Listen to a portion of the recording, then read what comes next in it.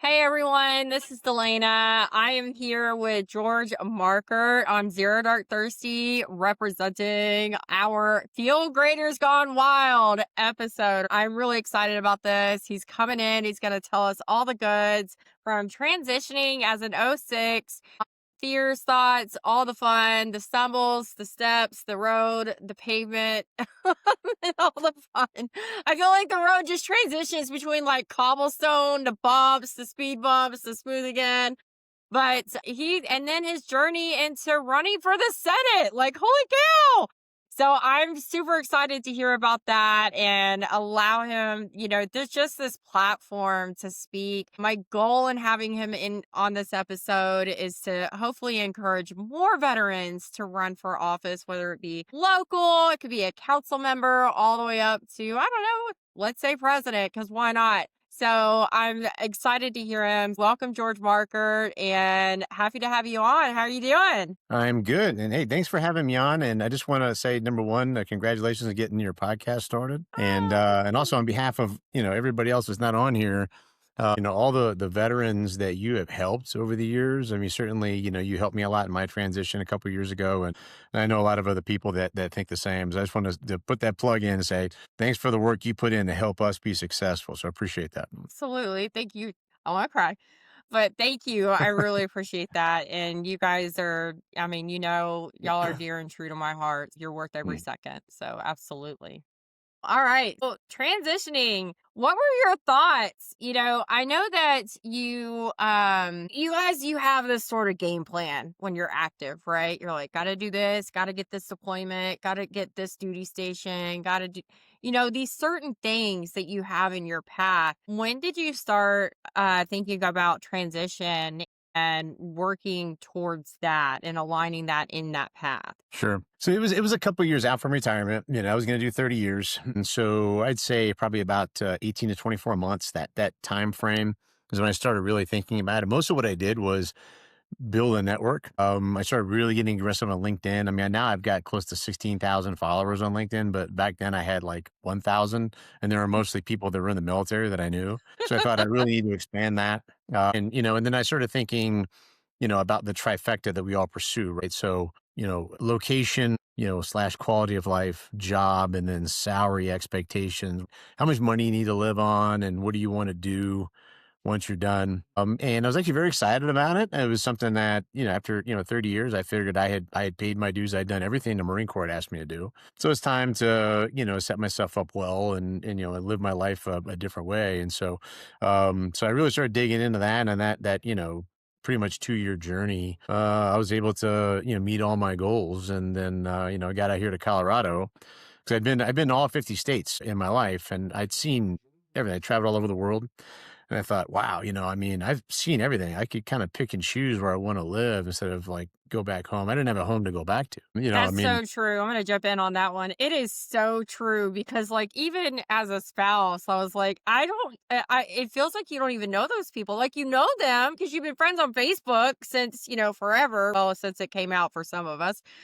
But going back there, you're just like, I haven't really hung out with this person since I don't know, right. high school. Where do Well, I go from here? my home of record was Virginia Beach, and everybody that, was family of mine went to Florida. And as I So was looking at true. Florida, I was looking at, like Austin, Texas. I mean, I was actually, because of my entire life, I grew up in a Navy family and then became a Marine. My whole mindset was go somewhere new, find happiness, and live a lifestyle that I want, and with no compromises. And so it was, I'm a very active guy. I'm an Ironman triathlete. I like the outdoors. I said, okay, Colorado is the place. And so the idea was find a job, get there, establish a life, and do the things that I'd always dreamed of doing when I was floating around the world on a ship or sitting in a desert or whatever it was. So I actually was able to make that happen. But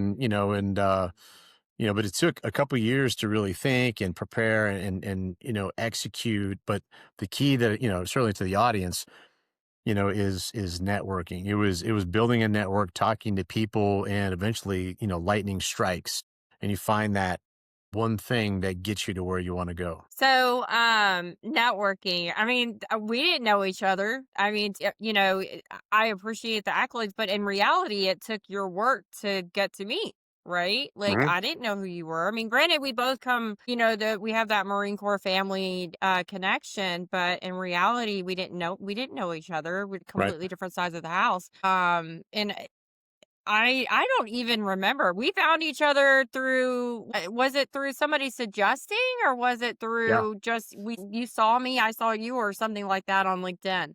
It was LinkedIn, and somebody had asked a question. I'm always, either crowdsourcing answers or I'm, watching other people crowdsource answers, right? There's a lot to be learned from that. Mhm. And somebody had said, "Hey, I'm looking to transition. I'm looking for somebody to help me out." And there was like 100 answers on there. And your name was like bing, bing, bing, bing. I mean, just over and over again.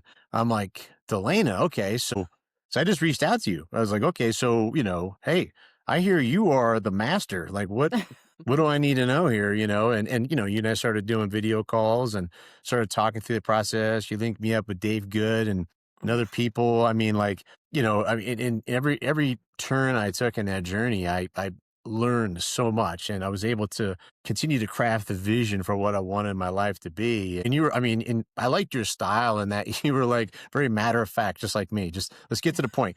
You looked at my resume, you're like, what are you doing? You got 2 pages. The information in there. Let people know what you can do. I mean, like, sell yourself because frankly, for me, as a Marine, it was all about you showed humility, you downplayed your achievements, and you gave credit to where it was due, which is generally to your subordinates. So, I was like, for me to go out and like start tooting my own horn, oh, I can do all this great stuff. I'm so awesome was counterintuitive for me. And so, it was something that, I had to learn, but like your advice was invaluable, me getting over that hump. I appreciate that. I definitely I want to touch on that crowdsourcing because that's something that is huge. It's funny because I actually had an interview yesterday and I was asked, how is it that you help people? And I said, honestly, I find it inefficient to have one person on a call.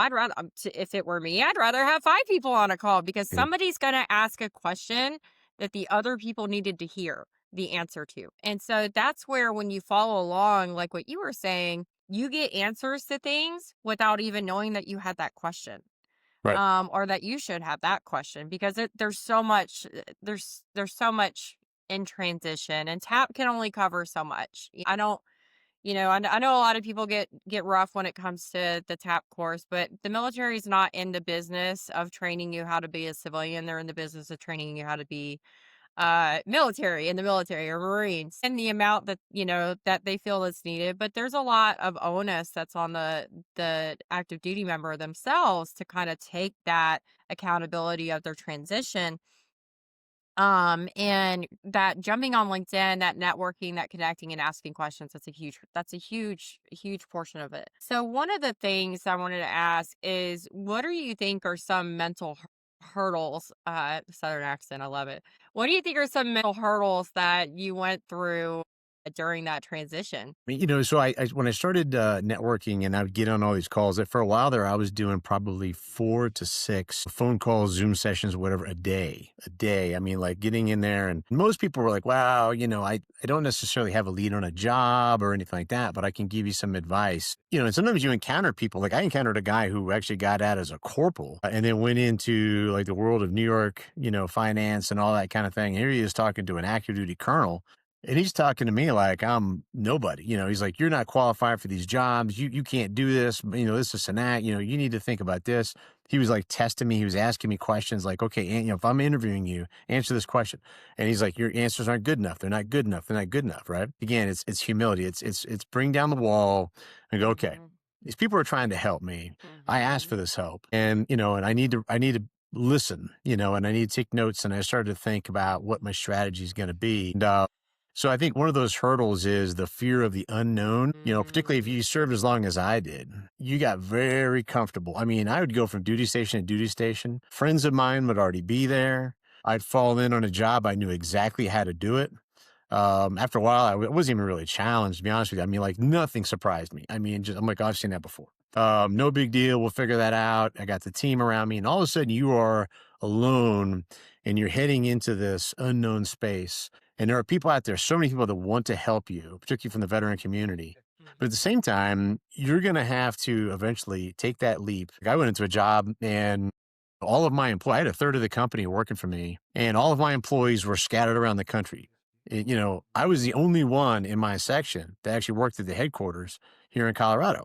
I had no staff. I had to go back to doing spreadsheets and PowerPoints and all the stuff that I used to delegate. And it had been years since I had to do that stuff. I mean, like I had people for that, right? Yeah. My guys would do that. Most of the time they would do it without me That even sounded like asking. a oh 06 right there. I got people for that. I did. I mean, I'm being honest. I'm talking for a long time. I was in '06 for 8 years, and then a lieutenant Wow. colonel, commander, all that. I mean, the last half of my career, I supervised, I delegated, I directed. I didn't do the work, right? So all of a sudden, I'm doing the work. I'm in there, spending hours going through spreadsheets, importing data, formulas. I had to, just get my mind, and so Yeah. this is stuff that was not familiar to me anymore. And so it can be a daunting proposition for people when they, now have to go back and relearn things that they felt that they may never have to do again. Absolutely. And I want to touch on something because you brought something up that I know I went through, which is, every duty station, someone. The longer you're in, the less likely it is that you're going to go somewhere where you don't know people. Or you're going to, even if you only know one person, by the time you leave, like all your friends are going to be restationed to the same place. And there is this amazing security within that. There's never a lack of friends.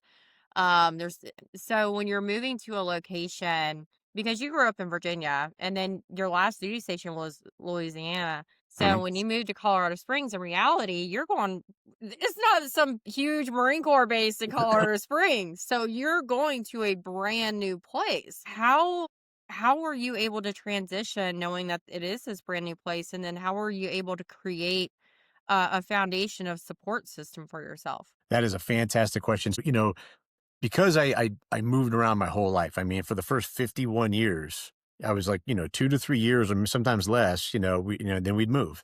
And everything felt very temporary to me. Oh, I'm going to be here for a short period of time. I'd be a workaholic. I wouldn't even see my neighbors. And then one day the moving truck shows up and we're gone. And that was just kind of the way it went. And like you said, at work, I had a whole other family. Because even if I didn't know those Marines, I mean, the way the Marine Corps is, I walk in, oh, you're a Marine, I'm a Marine, right? We're brothers. It's like Yep. it's just like that, and you became friends if you didn't know these people. But like you said, everywhere I went, I already knew folks, and so and you would work, and you spend time with them. Then I had my own family, and that kind of thing. So then, the decision to come to Colorado, I didn't know anybody here except for my girlfriend Heather's family. That's it. I mean, and that's just a few people. But because of my upbringing and because I was forced to be this gregarious, loquacious, Mhm. extroverted guy to survive, I was like, okay, no problem. So I show up here and literally, we showed up. I went to work the next day and I'm like walking around the cubicles. Hi, I'm George. How are you? I mean, I'm cracking jokes. I mean,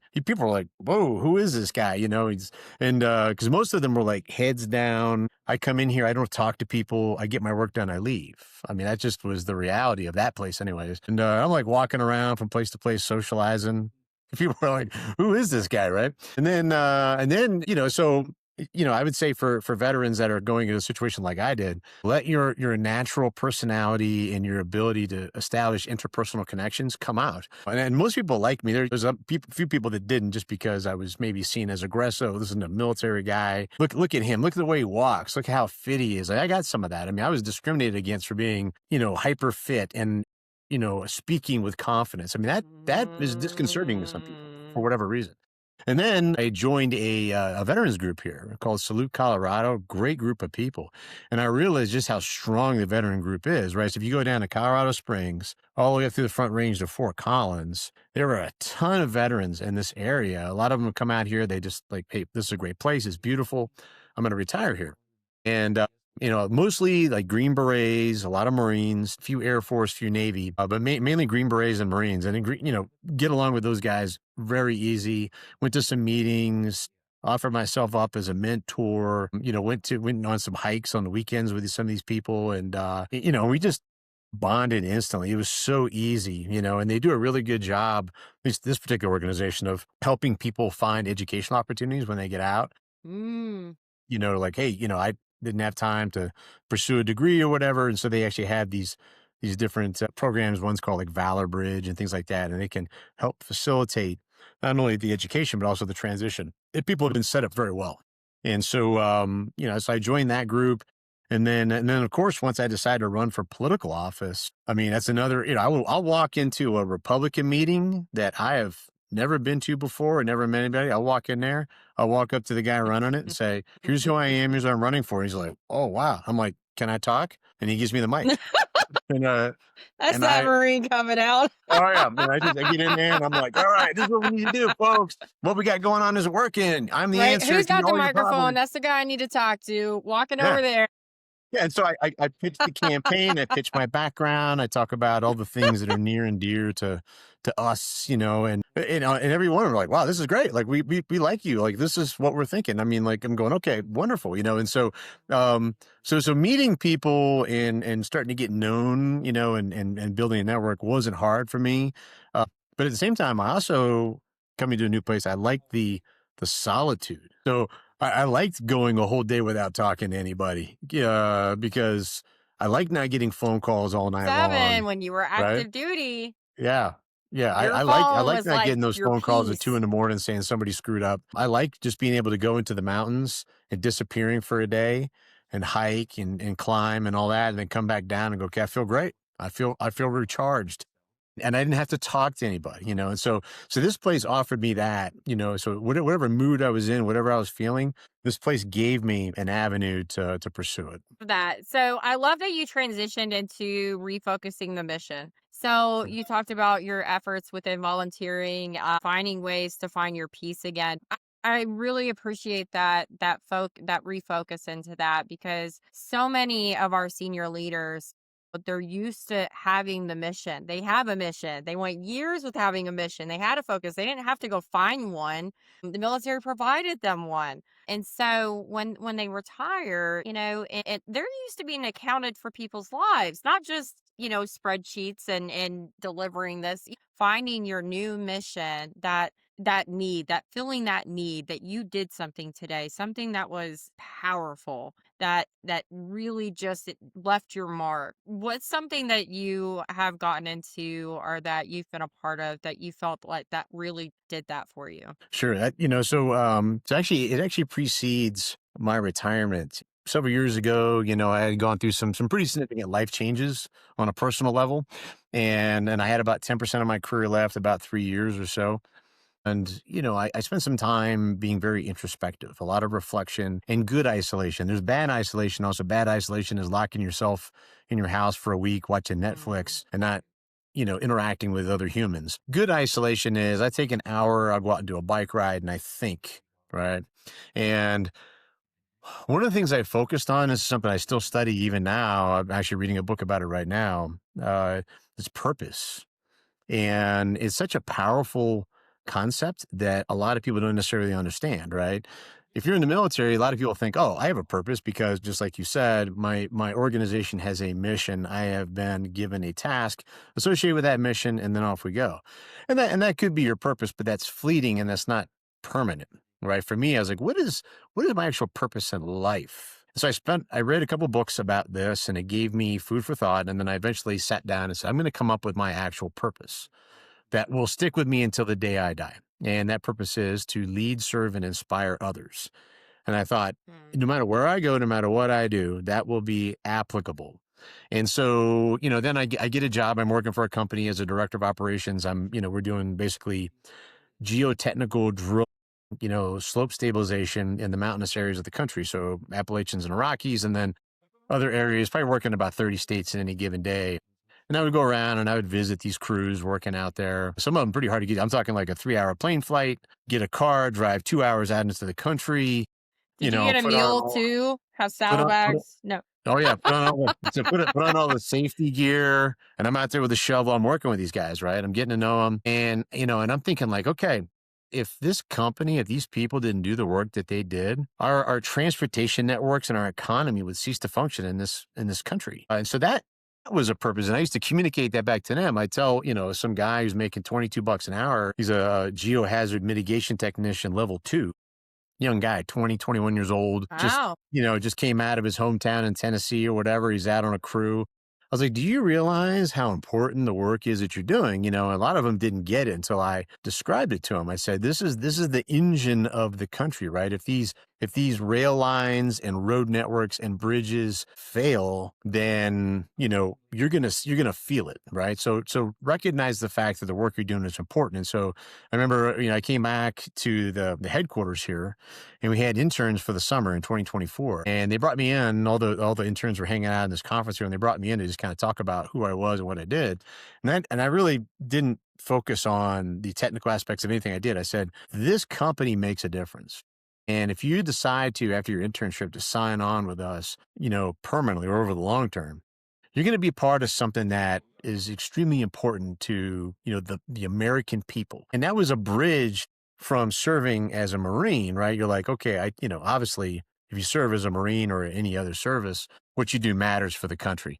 But a lot of people in the civilian world don't necessarily find that, right? And I was able to bridge that and continue it. And I'm I gonna jump thought, in on a wow, second. So hold on. So I preach this to our senior enlisted, and I definitely tell it's harder to do with the or not harder, but with my officers, my senior level officers. But when my senior level enlisted, I always tell them when you come into the civilian sector, you have to learn, you have to go back to your inner E5.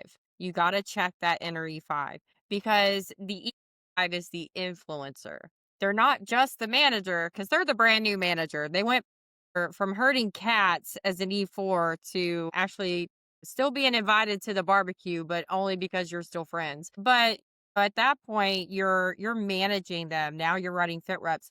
But you need to, since you're managing your friends, you have to learn how to influence them to do what you need to do. And then you also have to lead up with influencing senior leadership to getting needs of what's going on with your troops. And I think that with officers, it's the same way. You're kind of, I wouldn't say digressing, you're more of kind of getting back to when you were the butter bars and you're learning your area and how this works, and there's some E8 that's been in for 20 plus years and he's like, right, this is how it's done and stuff, and you're hot out of boot camp. You're like, okay, dude. So I feel like there's a lot of that when you go into the civilian sector. What are your thoughts on that? Yeah, I would agree. I mean, you're starting over in many ways. And I think, a healthy sense of idealism and optimism is important, and go, okay, let's just settle on the fact that I have some things to learn, but I have a lot of skills. I provide value as well. And I'm going to go in and do what I can. And so, immediately apply that. I mean, like for me, when I first started working in the civilian sector, I wrote a leadership philosophy. I'm used to writing command philosophies, but obviously I changed the verbiage. So it was a leadership philosophy. It was one page and said, okay, here's expectations. It really came down to, like them being leaders themselves. And here's how you do it: safety and then production, right? Because it's all about generating, a significant profit, right? And Hmm. hitting these margins, right? And all of a sudden there's KPIs and things that, normally you don't really mess with, but now everything is measurable, right? So you have to focus on that too. So I would talk to them about that, but most of what I want to do is cultivate their leadership skills. And so I was able to do that day one, and probably better than anybody. But some of the other technical aspects, I mean, I go out on these work sites and I had to learn everything. I mean, I was starting from scratch. I know heavy equipment. I know, large trucks and transportation, that kind of thing, but not this kind. And so I would go out there and I would sit in the cab and I would watch them work, and I would, get in there and really just get your hands dirty. And then, of Hmm. course, being back in the office, playing around with, the Microsoft Office tools, and then, and like, how does everybody interact with each other? Like I started getting meetings with like the CFO and his finance team. I said, okay, it's obviously all about the numbers here. It's about making money. It's about being profitable. So you tell me, what do I need to hit? Every month, let's get in here and talk about, are we meeting the mark or not? What do I need to do? And and then HR, it was just like in the military where people came and went all the time. So you're like, my God, I got, every time I lose people, I hire people. I mean, you're moving people around. And it was a very chaotic situation. So much of what I was doing there was very reminiscent of my time in uniform. Some of it I was prepared for, some of it not. I love that. So we're going to switch gears because I want to definitely have our lights on running for office, I do want you to let us know. So you're running for what exactly? So United States Senate. Yeah, the incumbent is a guy named John Hickenlooper. He's a Democrat here in Colorado, and he's coming up for reelection in 2026. And so, I took a look at this, and actually, it's something I've been thinking about for a very long time. In uniform, you're like, okay, whether you have these types of aspirations or not, you can't talk about it. We are to remain apolitical, and you defer, in a respectful way to, members of Congress and other people that you encounter. And I did that for, decades. But I got here, and, I had been realizing for quite some time, because the military in many ways, particularly a colonel, will prepare you for this with education, experience, leadership skills, a worldview, all these types of things.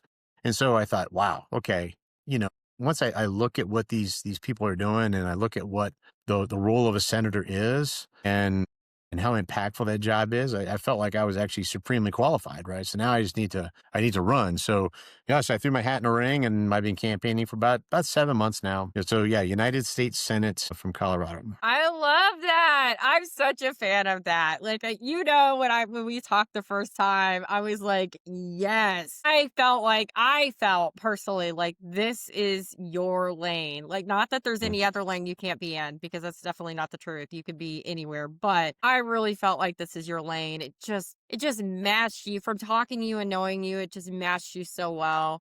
Great at realizing, hey, like the little guy, like before you even decided to run or thought about it, you're trying to help out the little guy at the company that you're working at. That sat with me, because that's something that I'm passionate about, is making sure that we're not allowing termites to erode the bottom of the totem pole.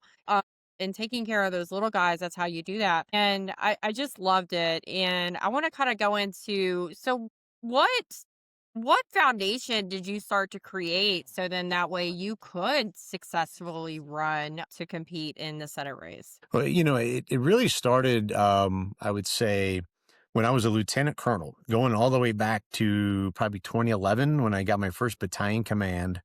And I'd already done a lot of travel and deployments and things like that, and I understood how the world worked. But that experience, leading a much larger organization, and then the follow-on experience I had in Newport, Rhode Island, of all places, for a Marine, Naval War College for a year, studying national level decision making, strategy, policy, all these types of things, which is the confluence of, multiple branches of government, diplomacy, information, economics, and then, of course, the military role. And then the next year, I actually stayed there in Rhode Island, and I was part of the Navy's think tank, for lack of a better term. It was called the Chief of Naval Operations Strategic Studies Group. And human machine teaming was the theme we were given, and I spent an entire year, both traveling and studying, and trying to bring together concepts to enhance our ability to fight war.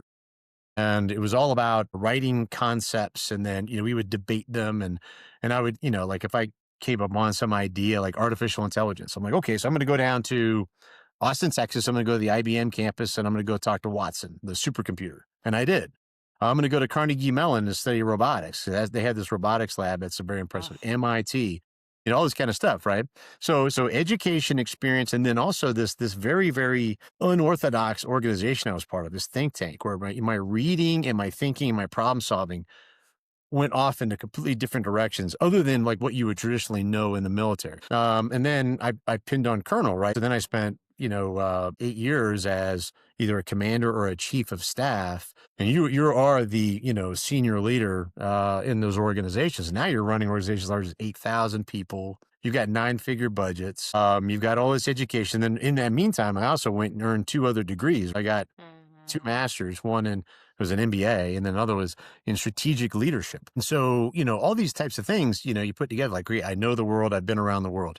I've been all over the country. I understand how all of this works. Like, every state has its own unique issues. Colorado is no exception, whether it's the Second Amendment or oil and gas, energy, or it's, certain economic conditions, immigration or illegal immigration, the border. I mean, and then you start to understand, because of all of these experiences and education that I got, how it all comes together. And not everybody necessarily gets that, but I felt that this package is put together just by me executing my orders and then doing my job all this time. And so I went ahead and realized that, okay, I have all the tools. If I get elected, now it really comes down to me maintaining connection with the people of Colorado and exercising very, very good judgment and being able to Mhm. work with fellow members of Congress so that we can get things done. Like you said, for the common person, the man or woman in the street who lives down the road from you, that is relying on you to make sure that their neighborhood is safe, Mhm. that they free market is enabled so that they have the opportunity to get a good job and own a home and live a good life, send their kids to school. And then lastly, is the nation secure? Right? And there's a lot that goes into that. But is the nation secure so that we can be prosperous? And then, will somebody support and defend our constitutional freedoms? Well, nobody better than able to do that than a veteran. We swear to I that over could and over not agree again. more. And so it's like, I'm with you. I just want to take a pause on that. I'm sorry, yours. Like, I feel passionately, so passionately about that. I feel like people don't truly understand the level of security that our country actually needs to have. And I'm not downing anyone's intelligence, but in reality, unless you've not only served on the front line, but even managed the front line, which would be your level, managing where that is and sending, you're literally the person responsible for signing the paper to ship someone out or platoons out. So it's very much different, for veterans. There's not just that logistical aspect and understanding of what front lines really are, whether it's boots on the ground or it's cyber warfare, because our front lines have changed, in the mhm, last couple hundred years. So having that understanding and that perspective, I feel like that veterans truly provide that and can truly understand what's needed to right. to make our country safe. Mhm. Yeah, it's amazing the set of skills that veterans have that are conducive to success in public office. Like if you're a representative, you have that district, and then you go to the House and you originate legislation. But the Senate is the ones that make sure that this passes or doesn't pass and goes to the president to sign into law. And I said it's an incredibly pivotal position for the entire country. And so, like when I'll call people in Texas, hey, would you like to donate to my campaign? They're like, well, you're in Colorado, I'm in Texas. I said, yeah, but if I'm in the Senate and I'm working hard to make sure that we stay free and secure and prosperous, well, that affects you too. It's not just Colorado, it's everybody. Because they vote together. I mean, you guys have to come together to make an agreement on what's going to be passed. So it's a nationwide, even though you're Mhm. representing, and I get that, but this is a nationwide thing that y'all are voting on. You're not a council member Right. voting on things for your certain area or your certain state. This is the whole of the nation. So Yep. absolutely it takes all of us to get the right people, and the onus is on all of us to get all the right people in the right places. I mean, for me, I know I would feel more comfortable having someone who actually understands what those things are. Well, especially with like the Constitution, right? I mean, there's certain elements of our government here in Colorado at the state level that routinely, they'll get a small group of folks together in the state legislature and they'll pass legislation that will take away our rights that are guaranteed in the Constitution. And the funny thing is, everybody swears the same oath. I mean, the language varies, but there's one phrase that's always common, and that is, "I will support and defend the Constitution." Right? Well, if you take away our freedom of speech, if you take away our Second Amendment rights, well, you're not supporting and defending anything. And so, that's one of the weird things I start to see emerge. Somebody needs to step up and fight. Somebody needs to step up and fight for the rights of everybody here. And then, really, when you talk about like the border and all this kind of stuff, I mean, I think the current administration did a good job of that. But continuing to make sure that we have a secure border, continue to make sure that there are no economic impacts to illegal immigration, and then also at the same time doing things that will set in place long-term macroeconomic stabilizers, right? So you have to be able to impact inflation, impact prices. You have to be able to impact, the so basically when you look at the size of government and government spending, which directly affects taxation. And so, all of that has to be reined in and done sensibly. And that's the Senate. I mean, the Senate holds that. And obviously there's competing forces in there, which is a good thing. We want different ideas and we want healthy and honest debate. But at the same time, everything that we do has to be done for the benefit of the average American citizen. And if that's not happening, then there's something wrong there. And so you need to change in leadership. You need to change in office holder. And so my Mhm. goal is to step up and be that person after all of my experiences and being dragging my butt and all my things all over this country and all over this planet and seeing the good, the bad, and the ugly. Going, okay, I think I've put it all together. It took me half a century, but I put it together Mhm. and I'm ready. And so now let's do the work. Let's do the work and make sure that we take care of the people. It's just like running an organization in the military. You have your Mhm. mission, you're going to accomplish a mission, but you have to take care of your people. You have to care for them. Like I used to look at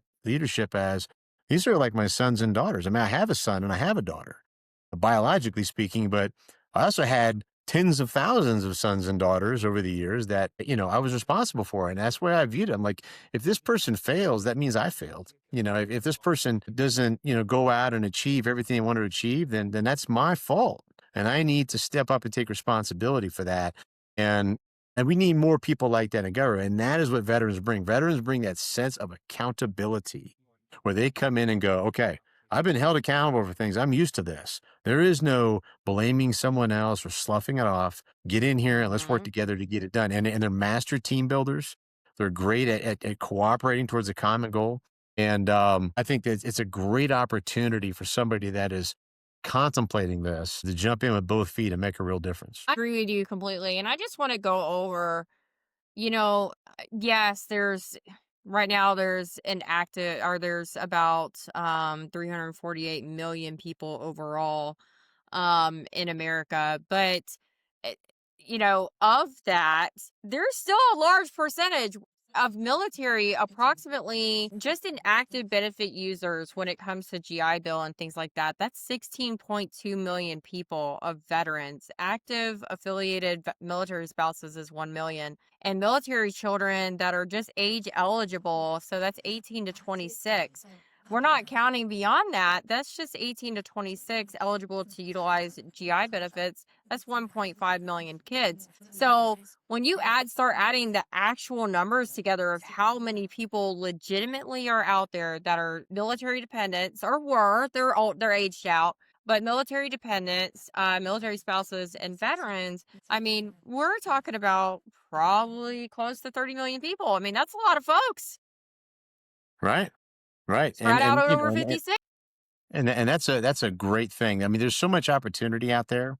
And my wish always was that anybody that I encounter, whether they were, already a veteran or active duty or contemplating serving, would recognize all the opportunities that lie before them and then go out and seize those opportunities. I mean, like Mhm. really make the most of everything and achieve your full potential, self-actualization, right? If you're thinking about the Maslow's pyramid, go out there and get everything you can out of this and make the world a better place because it's sitting in the palm of all of our hands. And some people, take advantage of it and do great things and leave a legacy and that. Some people don't. I mean, it's an individual choice in the end. But I think the engine of the military and the people that you surround yourself with, and just the way that you have this relentless drive for mission Mm. accomplishment and all of that.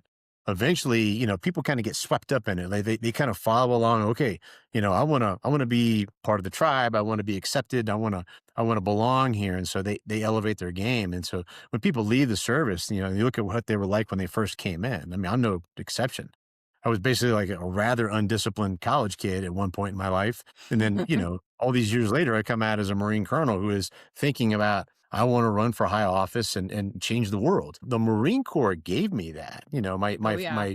My military legacy, my family, my grandfather and father, that kind of got me going. Huge influences on my life, but it was the Marine Corps that gave me that. And, and how many people join the Marine Corps thinking one day I'm going to be the president of the United States because of what I'm getting ready to do here, right? Well, I think more people should think that way. I think all kind. I I agree think with more. you. Everybody should be Where as to could this aspire take to me? this, right? Go for it. Just go for it. It's a moonshot, whatever. Let people tell you that you can't do it, whatever. I mean, you'd be amazed. You'd be amazed at what people can do, when they just every day wake up and go, I'm going to be better than I was the day before. And I'm going to continue to acquire knowledge and skills and abilities. And one day I'm going to have what it takes to achieve at a high level. And that's my wish for anybody who serves in uniform, anybody that has a dream, anybody that wakes up one day and says, today's the day I leave my mark, right, on the I world. agree. I mean, that's a powerful statement, being driven, not just motivated, driven. Yeah. Like I'm going to get up today and I'm going to go after it. And so the military provides that environment for that kind of attitude to thrive more than anything else I've ever seen. Agree with you. I honestly think that it spills over big time into being a military kid. It's funny how people don't realize how different dads are, or even moms, when course correction when it comes to their Marines or their soldiers, airmen, when it comes to them versus the way that they do things at home. I know as a spouse, many times I'm like, okay, uniform is off. We're gonna have to tone that down just a little bit, just a little bit. But I mean, when I was growing up as a kid, my dad was a Marine. My dad grew up military. He left Iran where they were stationed to go to Paris Island, which I think is so cool. You grew up with that. You grew up with this like you got to get things done. GSD is in your blood. I think that there's a more profound mark that you guys leave just on military kids and our ability to be driven individuals. So I'm appreciative of that because I wouldn't be here talking to you if that drive wasn't there, right? So I kind of want to go into, so what are the steps? So if we were to go through, what are the steps that you think they should take to start? Like just basic. Just give our veterans just like basic steps. Hey, do this. This is how you can get started running for office. Sure. So I think a good way to start is to sense the environment, right? I mean, that's one thing I detected here. I didn't find anybody that was satisfied with the performance of people in office. I thought, okay, well, why? I would ask that question. Why? Oh, well, because of this, because of that. You're like, okay, got it. I sort of go into these political meetings, like they'll say, okay, like my town, Broomfield, Colorado, we have this Republican meeting over here, the first Monday of every month. So you go in there, you just sit. No, they'll come in, they'll present like PowerPoints, they'll talk about local level issues like taxes and the water bills and infrastructure projects. And you're kind of looking at that and going, okay. And then, and they'll present all this data and, you'll better understand the environment. Just like doing the Mm-hmm. Marine Corps planning process, you start with problem framing. What is the problem I'm trying to Mm. solve here? And then from there, you can reach out to people. So actually, I knew a handful of Marines who are retired now. Some of them I'd worked with who had run for office, almost all of them unsuccessfully, actually.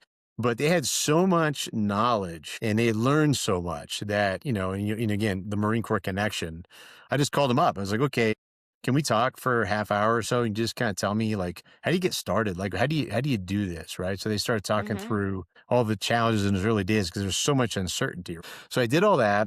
And I started, really, getting into the details like how do you build a campaign team? Where do you find a treasurer? What does your strategy look like? How do you raise money? And then one morning, I said, you know what? I'm just going to take the bull by the horns. So I went on the Federal Election Commission website and I looked up U.S. Senate, Colorado, and I registered to run as a candidate. And this was interesting, right? Because I didn't necessarily understand how all this worked. But apparently, once you do that, your name starts pinging all over the country. I mean, all over. I started getting contacted by people going, hey, we want to work with you in this and that. And eventually that's how I ended up getting with the consulting firm that I retained, who I've been working with for 7 months now. Great group of people who basically helped me manage social media and do videos. And we developed strategy, we Oh, fundraise, I love and that. I yeah, I love mean, that. it's like they came out of the woodwork like, hey, we want to work with you, right? So let's talk. So we had a series of conversations, and I had to think long and hard. I was like, okay, I really need to think about the next steps here. What do I want to do? And it's extremely intimidating too because you got to raise at least for U.S. Senate, you got to raise a lot of money, and people are going to start coming after you, right? All of a sudden now, like you've got these competitors, both on both sides of the political aisle who are like, you're my competitor, and then pretty soon everybody's trying to, outdo each other, particularly on social media and other public spaces, right? And so like you jump into this brave new world, right? We're like, oh man, I mean, this is a whole other level of competition. The stakes are very high and, and there's a lot that's unknown, right? But the thing that I fell back on was number one, confidence, like confidence that everything I did before has prepared me for this moment. I'm going to work hard. I'm not going to quit. I understand the goal and how to get there. And you do what you have to do. And a lot is beyond your control. And so you have to understand how to deal with that. It's like, if those type A control freaks that are still around, even after they've retired, that's hard to do. Like I was able to jettison that and kind of just, okay, let's approach this in a very sensible manner. Let's get to work. So yeah, so basically understand the environment, talk to people, kind of flesh out, the ins and outs of running a campaign, and ask a ton of hard questions. Do not be afraid to get the answers you're going to get, because some of them are going to be very discouraging. You have to just power through that. And then finally, whatever mechanism you need to run, get on there and register. And all of a sudden people start taking notice. And then you get out, start talking to people, you're making phone calls. And that becomes your life if you're not working anymore. And you're just in there like, okay, we're going to do this, we're going to do that. And you're looking to build that coalition of support. It's very difficult nowadays to have a rational debate on social media. You know that, right? I Oh mean, but gosh. it's just, hey, let's just, if you're, if you have a different view on this issue than I do, that's fine. I actually cherish that. That is America, right? I mean, Yeah. so let's talk about it. But most people will resort to personal attacks if they don't agree with you. Yeah. So you're like, okay, I mean, that's it. So, and I learned like number one to disengage, because Yeah. sometimes people they will drag you into mud pit and want to wrestle with you. Oh And yeah. I'm like, I'm not playing this. I think this is unprofessional. This is not, indicative of a leader. So I'm just going to walk away. Like I mean, I'll ask you, even people that don't subscribe to my political point of view. I'm like, well, I'm really still interested in what you think, because number one, you're a potential voter, not just for them, but for me, but also, I mean, learn something in the process. I mean, like, Yes. what if, I understand a perspective differently than I did before, and that's helpful. So once again, it's just kind of let the guard down, humility, and just focus on what's really important. And you can always walk away from a conversation. Like some people, and then I call a lot of donors all over the country. I mean, all week long. I get people on the phone. Some people are like very nice, like, "Oh, this is great. Tell me about your campaign. We'd love to support you." Some people hang up on you. Some people cuss you out. Some people like they tell me, "You're never gonna win. You can't win. They're hopelessly progressive in that state. They're communists. Blah blah blah. They can't." I'm like, no, no, no. I said, look, we can Yes. do this. I said, with your support, your help, we can do this. I said, just listen to what my positions are. Like you know. And so just you have to have that aggressive nature and go, okay, despite the setbacks, I'm going to be resilient and I'm going to keep going. Because if I don't, well, then, who else is going to step up and do this, right? If not me, who? If not now, when? I mean, like, what? There's never an ideal time to do something like this. You just have to get after it and, um, you know, try to control the environment as much as you can, work as hard as you can. And even if you fail, at least you tried. There are so many people that would never even dream of attempting something like this, but you tried. You're like, hey, look, this is, the way it was, but this is a very, very, very, very difficult and challenging endeavor. And it's not for everybody. It's not for the faint of heart. And but if you want something bad enough, it's probably within reach, but you just gotta, in some cases, I would say throw caution to the wind and just go. And so, that's where I'm at. And, yeah, so like, getting started was hard just because I didn't know what that was all about. I think most people would be very confused about how to actually do this. Once you get into the rhythm though, once you get a little bit of help and you start making progress, everything changes, and also you're like, okay, all right, this is what I got to do all week, and, I mean, like, I remember, it was a couple weeks ago, I signed up to do two, appearances down in Parker, Colorado, right? So I went for open mic night in November. So it's one of those, you speak for 2 minutes and they got this little cowbell, and the cowbell goes, you have to get off the stage. No. Not a lot of people are comfortable in that kind of environment. Like, you get up there and start talking, engage the audience as best you can. All right, get out of here, right? The cowbell's ringing. But I was like, okay, I did my thing, and then I went back as like the keynote speaker for the event in December, and like all this snow and ice came in out of the mountains, and like the roads were bad, and I had like an hour drive in the dark, Jeez. and like a lot of people would be sitting there going, okay, I'm just gonna stay yeah, this home. this It's sucks. I don't want to get on the dark. There's road. It's dangerous. snow. So I'm out there driving, and I get down into the town, and I get off the highway, and like, I mean, like It's icy. My brakes aren't working. I mean, it's dangerous, just driving. I finally get in there. I go set up all my stuff. I get up there and I start talking and start answering questions and everything. And I just felt alive. I felt like this is where I need to be. This is my new comfort zone, is being in here, being peppered with questions and trying to engage these people to understand what they're concerned about so that we can serve them. It's not even people who are extroverted, who are comfortable with public speaking will do something like that. That's a whole other level. And you're putting yourself out there in such a way that, and here's the thing, everybody's going to pick you apart because Mhm. there's 50 people in the audience, they've all got a different idea of what you should be doing as a senator. Hey, and people would come to me on the side and go, "Hey, are you going to get rid of this law? Are you going to get rid of that program?" I don't know. Let me think about that. And it's like, everybody wants something different. You can't please everybody, Yeah, but that's you're so doing your true. best to put together the package that, You just will, got to do what you can. yeah, will take care of the people, right? And that, I mean, that could be overwhelming for folks. But for me, I'm like, okay, this is my new comfort zone.